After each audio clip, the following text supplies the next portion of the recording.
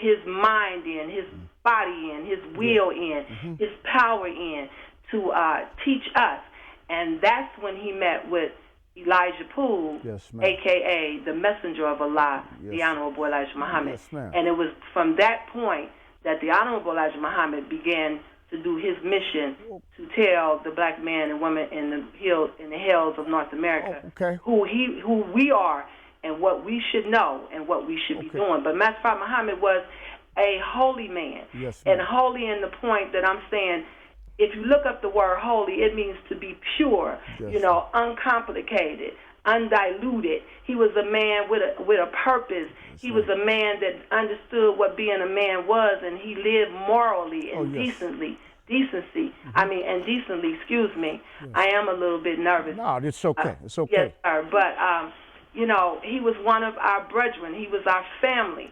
And like I said, he was designed by his family, his tribe, to look and be just the way he was so that he could come through customs and come and find us and start teaching us who we were and that we should come up out of the muck and mire of the United States of America's condition that they had allowed us to be in and kept us in for over 400 years. Yes, ma'am. Excuse me. Now, what is it that the Honorable Elijah Master Farad Muhammad saw in the Honorable Elijah Muhammad that shined above other men to let him know that, what you said here, he would be the messenger, according, to the Nation of Islam. What I'm going to say to the world, because like I said, I'm Orthodox, but I'm not here for that. But I'm saying, what light did he see in Honorable Elijah Muhammad to let him know that he would be the messenger? Right. Okay.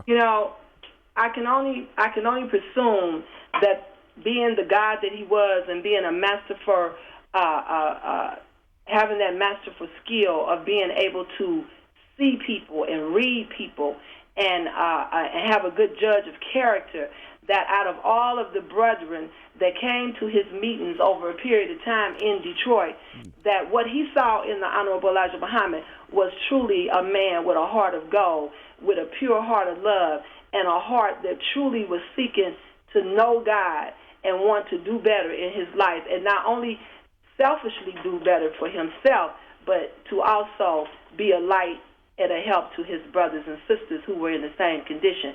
And I would dare say that it would take a God to be able to see that at that time, because as you know as well as I, in the 20s and 30s, our people were in a hell of a condition. And so for him to be able to see past the muck and mire, to really see that out of all that had came before him, that it was indeed the Honorable Elijah Muhammad who would do the best of the service, was truly a miracle. Clarity and understanding. I like to follow up on They're Sunni Muslims, they're Shiite Muslims, okay? We think differently. But it says in the Quran, and I'm asking you to substantiate this and bring some clarity to this. It says in the Quran that Prophet Muhammad, the originator of Islam, would be the last prophet. But I'm asking, how could people say that the Honorable Elijah Muhammad was a prophet of God? And I'm asking it out of respect and love, okay? Not out of hatred. Yes, sir. I take no offense to it. I would say that their perception and their understanding of Quran is incorrect then, because all through the Quran that I read, and I have the Maulana Muhammad Ali version and the Yusuf Ali version, I read emphatically that Prophet Muhammad was always alluding to other messengers that would come after him. I mean, he was but a mortal man, and he was going to die as well as each and every one of us will one day. So why would he have been selfish to think that to leave the message that he was blessed to inspire just amongst himself and his people? So therefore, I would like to just read what it says in the Pilgrimage, Surah 22, verse 67.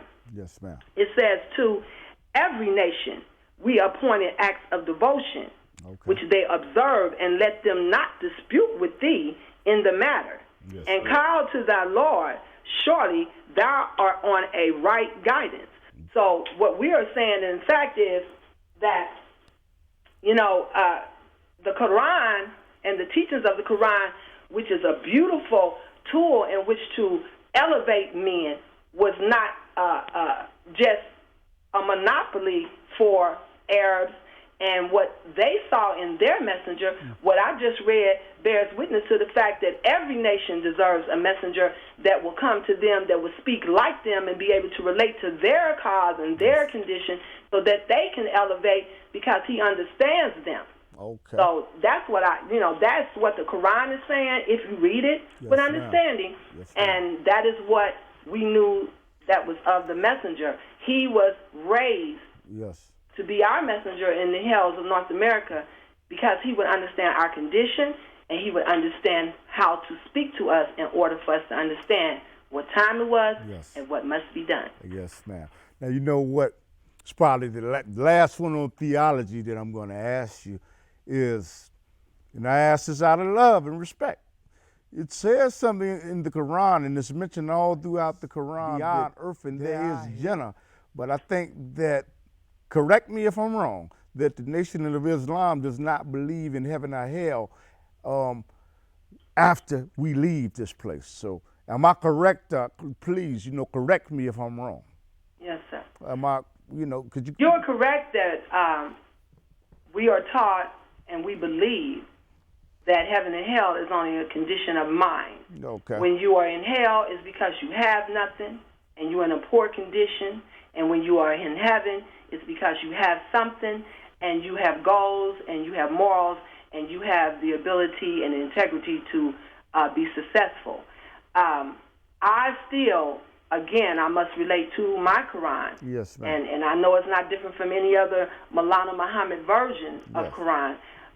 When I read the Quran, it emphatically makes it clear that when the commentators are talking about hell, they're talking about a state of being, and that there has never been in any time in history of Islam that people believe that once you die, you can come back. Yes. So when I ask you, so are you saying in essence, and maybe I'm misinterpreting, and please correct me, are you saying that the Quran is flawed when it says you would go to Jannah, I go to the hellfire, so the Quran is flawed in your opinion? I think what has happened over the centuries, because Prophet Muhammad, may the peace and blessings of Allah be upon him, he did say, and it is in the Quran, that after 14 generations after he was gone, dead, or passed, that, you wouldn't even know he was here. Yes, ma'am.